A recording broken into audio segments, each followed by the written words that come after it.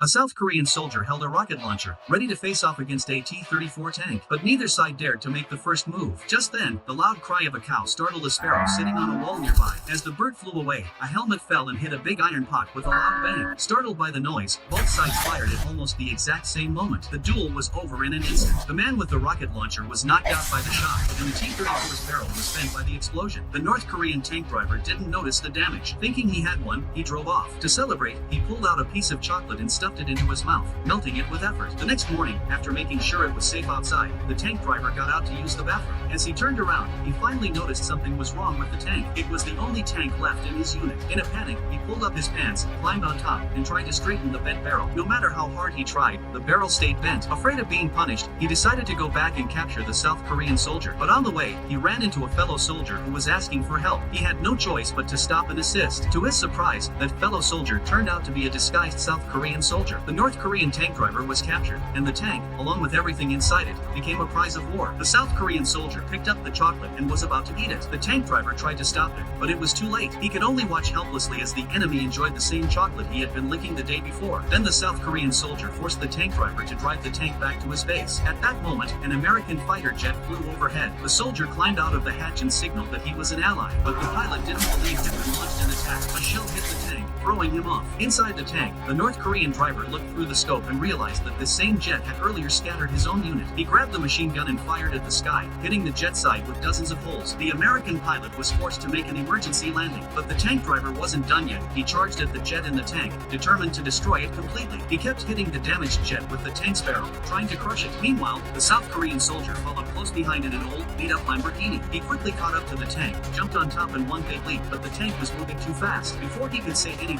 he was thrown off. What he wanted to say was this: there was a broken bridge ahead, but it was already too late. The fighter jet, unable to brake, flew off the edge of the cliff. Luckily, the tank driver managed to brake just in time, stopping right at the edge and avoiding disaster. After surviving all that, the two soldiers finally decided to let go of their hatred and go their separate ways.